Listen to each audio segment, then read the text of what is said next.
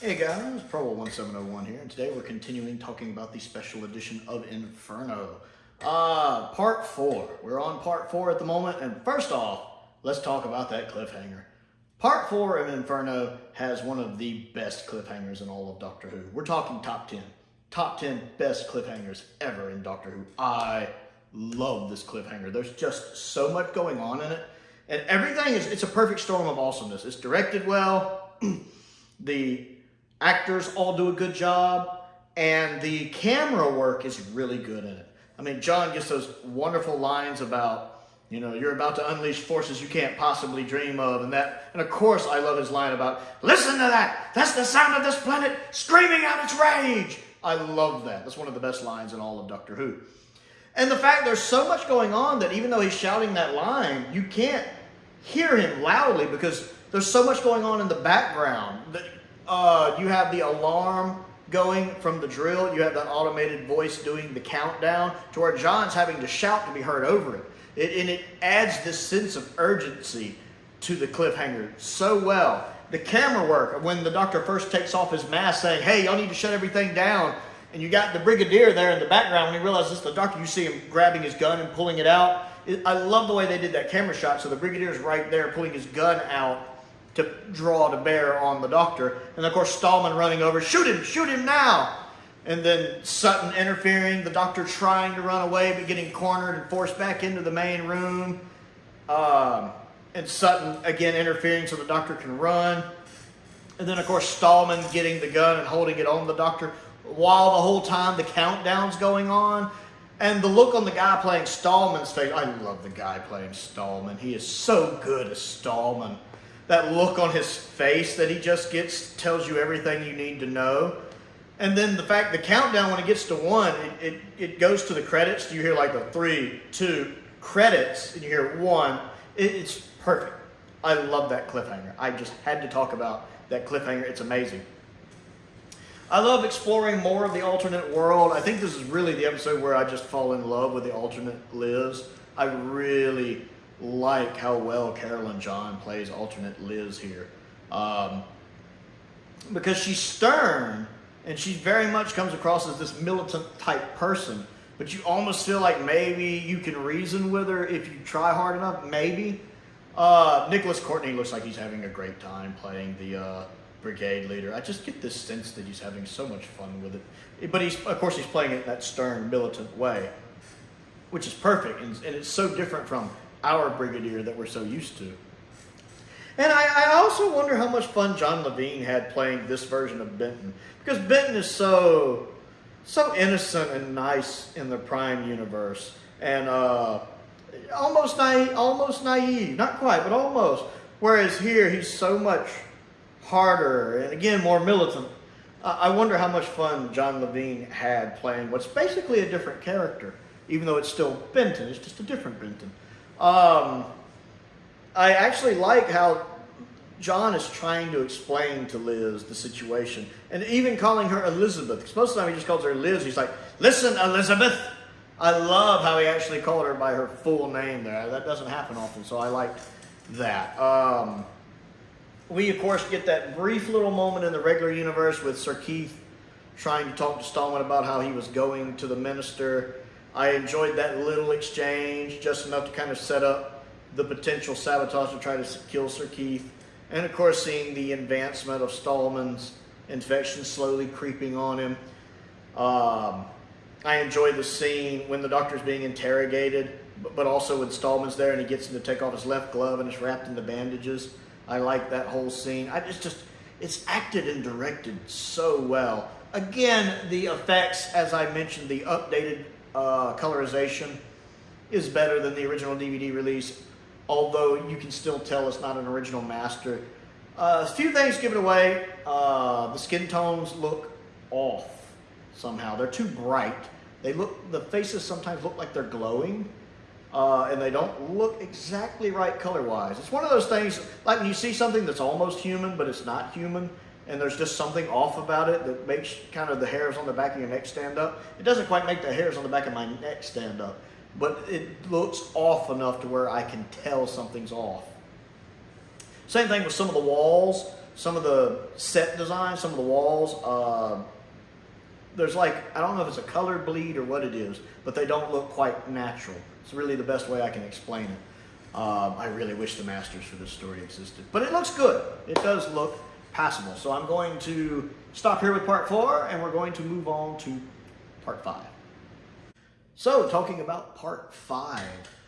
In part 5, I like that this is the first time we really see the Primoids, is that what they're called? Primoids, in their full transformation, with that sequence at the end when Stallman raises the door and walks out still in his basically hazmat suit.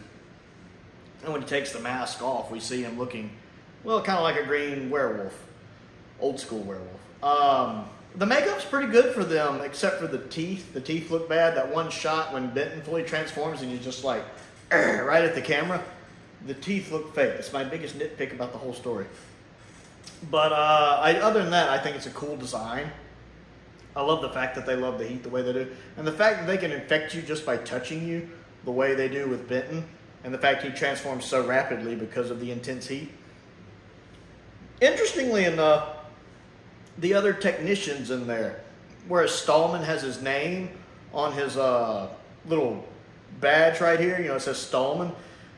The other technicians don't. They just have a number here, which is really creepy because, looking at this parallel Earth, it already draws similarities to the World War II Germans, let us say. It kind of runs in that militant style. And so when I see characters in this that don't have names, they just have numbers on them, to me that even draws more into that parallel, because you get the impression that all of the technicians are there against their will, and that the military is there to keep them from escaping. There's several times when the brigade leader's like, go round up the technicians, don't let them escape, catch them. That's in that quite a bit. So you get the feeling that the technicians are there because they're forced to be there. And the fact that you have these people that don't even have their names on their badges, they just have these long numbers, is a very scary parallel to, well, real historical events from World War II, let us say. And I don't think I'd ever noticed that before, actually. As many times as I've seen Inferno, I don't know if I had ever caught that before. But there is that one shot toward the end when you see one of the Primoids, and it's not Stallman, and he's just kind of standing there, doing this, and I noticed it's just a series of numbers here, and that's really creepy. That's really, really creepy, and again, kind of lets you know how bad this parallel world is, if you hadn't already caught on to that. But that was a neat little detail that I don't think I'd ever noticed before, and I found it scary and interesting. I like the fact we got to see the accident with Sir Keith, and the fact we don't know if he survives at the end of part 5. That actually would have been good as the cliffhanger with the car wreck. That would have been a good cliffhanger. Because we know in this parallel Earth, Sir Keith had already died, and that Stallman had, of course, arranged it. And so we kind of see those events playing out in our normal Earth, but we don't see whether or not Sir Keith survived the accident there. We don't find out, of course, until later that he did actually survive. So we don't know. That's up in the air. The actual cliffhanger's fine with the arm punching through the window. It's fine. I love the fact that the Doctor's trying to get these people to help them get back to his Earth, to save his Earth. And he knows he can't save this other world despite how much he tried. It's too late. There's nothing he can do. And when the brigade leader's like, well, you can take us with us, the Doctor doesn't try to lie to him and be like, sure I can, buddy. He tells him the truth. No, I can't do that. That would cause a paradox that would shatter, the barriers and destroy all the universes. It would be bad. I like the fact that he's honest with them about that. He doesn't try to BS them. He's straight up about it. You could take us with you. No, I can't possibly do that. I love that. And he's trying to get their help, knowing that they're doomed, and he doesn't try to reassure them of that. He's straight up honest. I love the fact that the Third Doctor is honest. He's telling them the facts. It's what he's been doing the whole story. He's been honest with them. They just don't believe him. I love John Pertwee's acting. I love everybody's acting in this. The guy playing Stallman had some great scenes. The guy playing Sutton is really good. One of the reasons this story works so well is the casting is just so good. I mean, the writing is phenomenal. The directing is good. The cast is really, really good. So I'm looking forward to part 6, and I'm going to go ahead and jump into that. So, part 6. Everything's pretty much coming to a head in the parallel Earth. First off, I want to talk about the really good job they do when everyone's running around outside in episode 6 to make it look like the heat is just intense. That kind of yellowish look the scene has. Whatever filter they used over the lens there to give it that yellowish hue to make it look so bright and hot. Bravo, that works. Also, the coordination going on between the actors and the cameraman when the Earth is having the shudders, the little earthquakes, is choreographed perfectly together. They're perfectly coordinated. When the camera starts to shake, you see the actors falling down. That's done really well together. All three of those things coming to get together really give a sense of the end of the world, doomsday. And then especially right there at the end when the lava's shooting up and pouring out everywhere, all of that works really well. I also love the fact you see the cast of the story progressively getting more perspiration on them. Because again, the heat is supposed to be intense, so you see them sweating a lot progressively throughout the story. Their clothes getting more clinging to them, covered in sweat to where they're sticking to them. Their hair getting wet and slicked down. You really notice this in John Pertwee and the guy playing Sutton, where their hair is just almost plastered onto them. So it's little details like that that really sell what's going on in the story, even more so than some shows get right today, including Doctor Who. So those little points really add up and make it very, very effective. I love the fact, too, we start seeing the kind of cowardly nature of the brigade leader, who, of course, up to around this point had been the calm leader type. I'm the boss, I'm calm, nothing phases me. What's going to happen to me? You'll be shot eventually, that kind of thing. Here you see him kind of panicking and getting scared and kind of sounding like a scaredy cat, basically. Like when he's telling him, well, get a move on. Oh, you're going to take us with you, Doctor, or else, he's trying to remain calm, but it's not working. You can see his kind of, I think for myself, cowardly nature coming out in him. That's good acting by Nicholas Courtney there, being very aware of his character and his character's personality of the brigade leader. I really like that.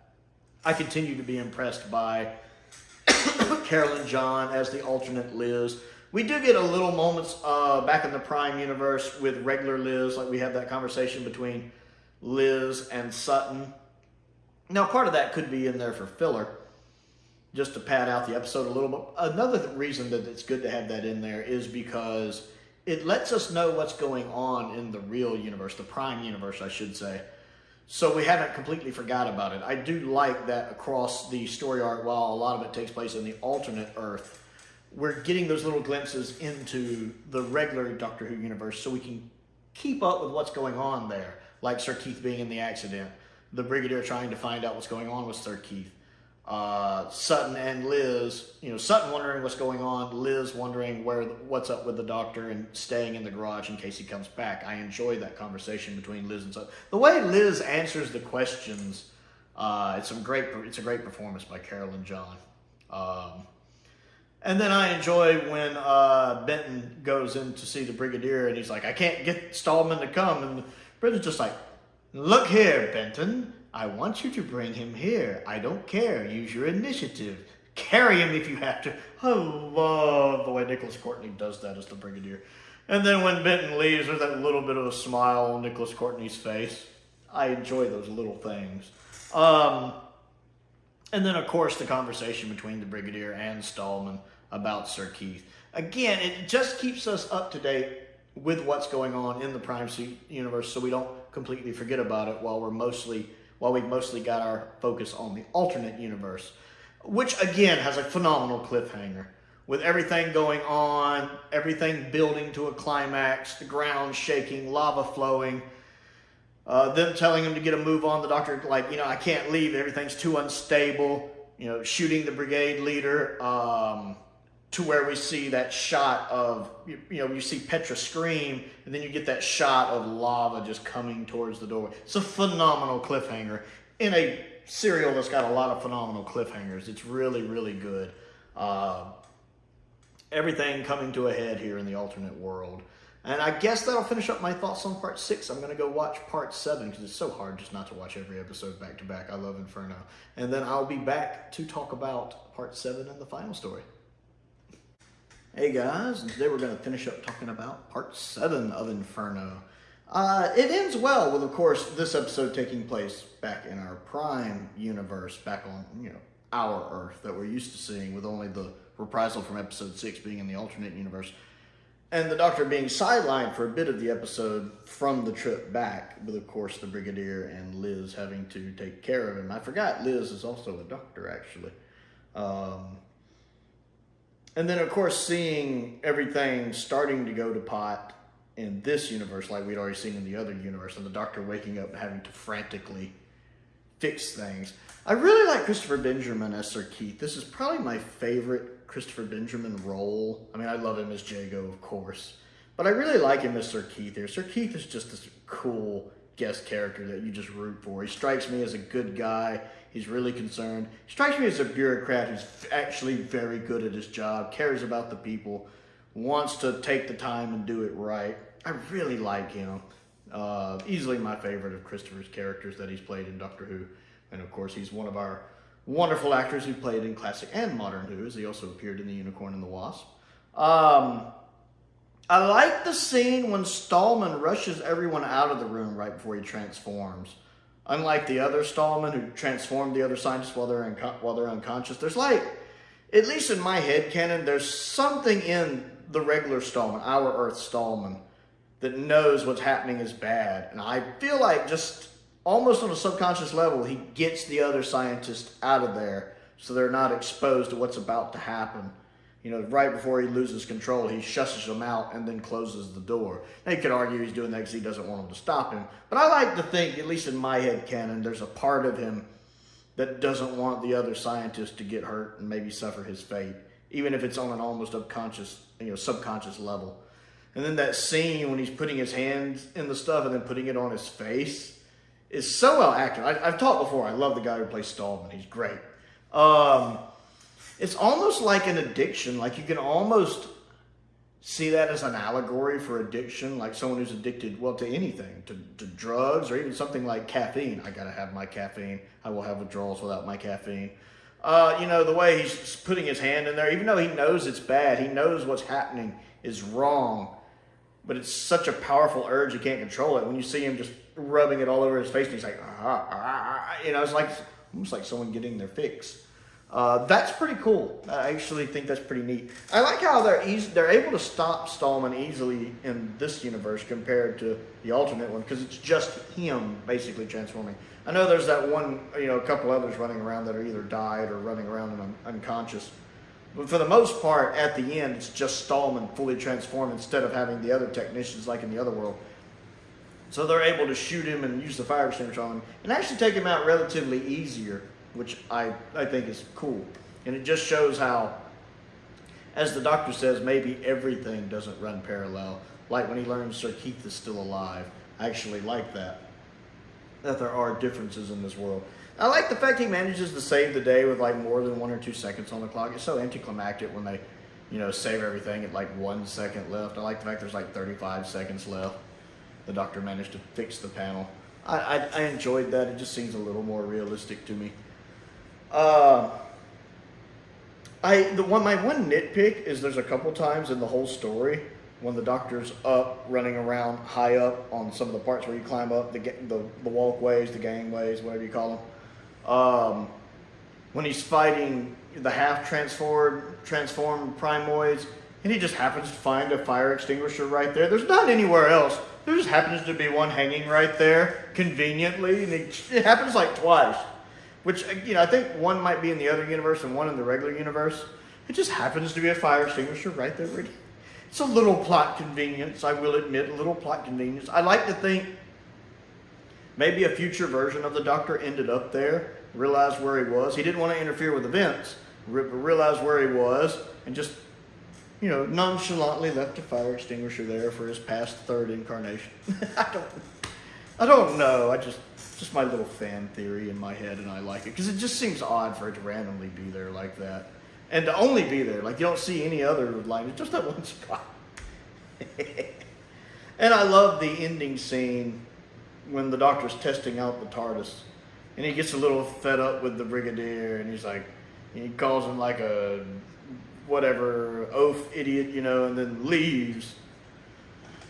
And he's like, Liz, I'll miss you. Click. And then when we see him again, he's covered in like garbage and stuff. And he's like, well, I moved a few inches, you know, or a few seconds into the future and a few feet that way. The rubbish dump. So, Brigadier, old chap, you mind? And then the Brigadier quotes him, oaf idiot, you said, well, that's not. It's nice that the episode ends on a little piece of humor, because it's been such a serious episode, such a dark episode, a dark story. You know, so many different things going on in Inferno. So I like that it ends on that little humorous note. And I do find that scene very funny. Or, no, let's not. You know, we've been friends for many years. Let's not let a few rash words said in hate. I enjoy it. It's funny kind of watching the third Doctor have to suck up just a little bit there. And that the last shot is of Liz laughing, since that is the last shot we get of Liz. I like that the last shot is on Liz smiling and laughing. Inferno just has so many things going on. You have the horror aspects. I mean, you have the creatures, you know, the creature of the week type thing with the creatures. But you have the horror aspect because it's people turning into the creatures. So you have the body horror, the possession, the people turning into something else. You have that horror aspect. You have the very grounded, real-to-earth problems. Drilling, of course. Drilling, dangerous drilling, not drilling responsibly. You know, there's some political messages there, which is a very real thing. Doctor Who reflecting the real world. That going on. And then you have the sci-fi elements of the parallel Earth going on. So you have all of these different things going on in one story, which is why I'm glad it's 7 episodes. It is the one 7-parter this season that needs to be 7 parts. Inferno never feels bloated to me or padded, really. Even the scenes where, like briefly when the Doctor's in the alternate universe, sometimes it pans back to the regular universe. You could call that a little padding, but I like it because it keeps us updated with what's happening in the regular universe, so we don't completely forget about it while the Doctor's stuck in alternate Earth. I like those little glimpses back into the regular universe, just so we're kept up with how things are progressing there. It never really feels that padded to me. It feels like, I mean, you could have maybe done it in 6 episodes, but I don't think it needed to be. And like I've heard people say it should have been a 4-parter. There's no way. There's absolutely no way Inferno would work as a 4-parter. There's too much going on.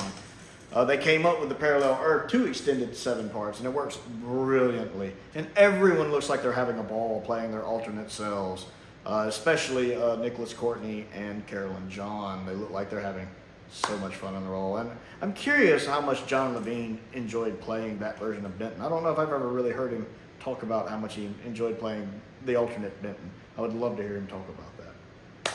So Inferno, the special edition. As I said before, it does look better, but it still doesn't look as good as like an original master. You can tell it's not an original master story. The skin tones look off. The colorizations look a bit off. They tend to glow sometimes. Some of the walls in the background give it away, and then sometimes the sky when they're outside looks kind of like Mind of Evil, where it doesn't look properly done as well. So little nitpicks, but still a phenomenal story. So Inferno, the special edition. What do you think? Comment down below and let me know. Other things to do. Don't forget to click the like button and the subscribe button. That helps me out, and I certainly appreciate it. My goal in 2023 is to reach 1,000 subscribers. We're well on our way to that. So I'd certainly appreciate it if you never clicked that subscribe button. Go ahead and click that for me.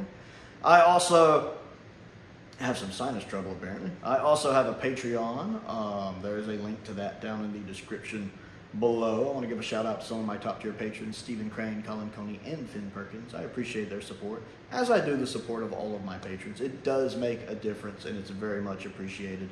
It's been a hard year. 2023 has been a hard year. The 2020s have been a hard decade for a lot of us, I think. I also have a P.O. box if there's anything you would like to send me to look at and review. And a link to my Amazon wish list is down there as well. And I've also started a new channel recently called Geek Speak Euphoria, where I talk about non-sci-fi stuff like video games and superhero stuff, etc., etc., etc. I ranked the Legend of Zelda games I played recently, stuff like that, if you want to check that out. Most importantly, thank you for watching.